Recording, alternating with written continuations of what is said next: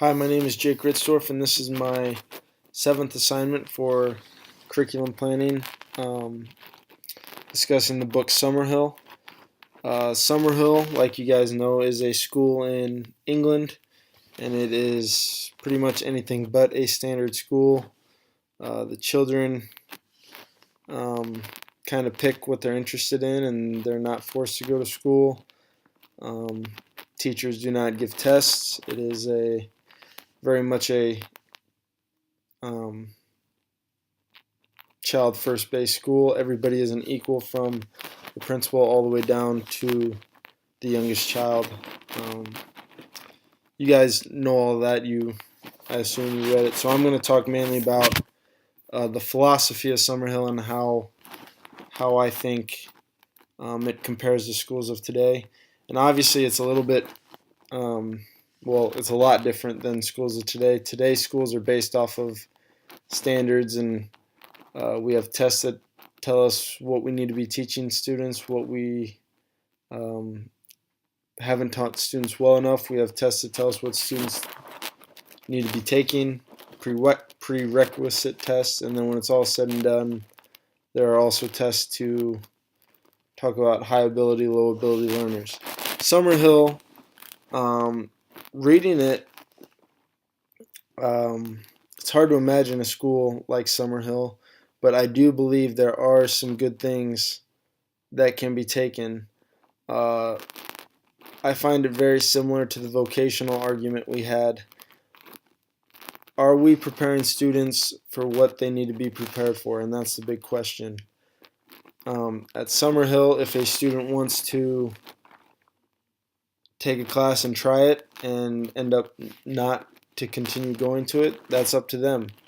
And by the end of their time at Summerhill, learners, people who want to learn and educate themselves, will have learned, and um, those who do not want to do that will not have learned. And that sounds terrible, but with that being said, a student will find the right job path for them if they want to push themselves. I believe the principal said scholars will become scholars and street sweeps will become street sweeps. And now that's kind of a drastic look at it, but there is some truth that you can take from it. Going back, it's kind of just like the vocational argument.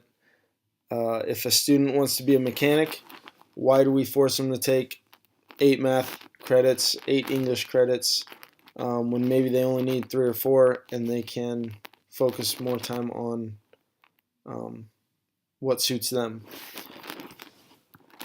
So that was one thing that kind of stood out to me, is that the students kind of have the basis. The other thing that really stood out to me is the equality of the school and how each student gets a vote, and they all vote on the rules at the beginning of the year. And a child who is 6 years old, their vote counts the exact same as the principal, as a teacher, whoever else is in the school.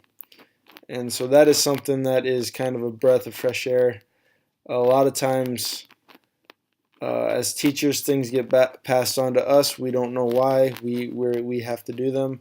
And a lot of times, as teachers, we pass things on to students who maybe don't know why, but they just know they have to do them. So at Summerhill, it kind of erases all of that.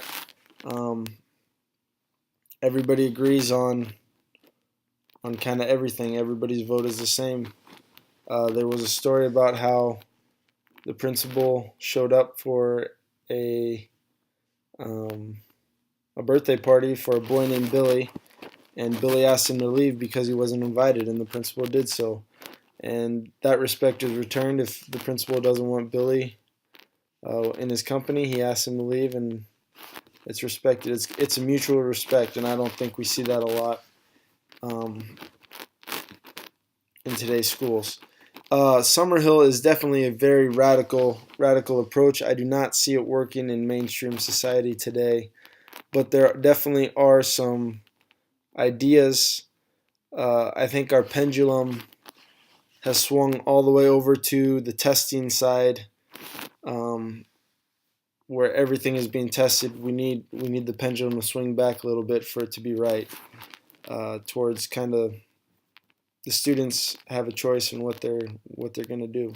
So interesting read, um, and definitely an interesting concept. So thank you for listening. I look forward to hearing from all your posts. Thank you.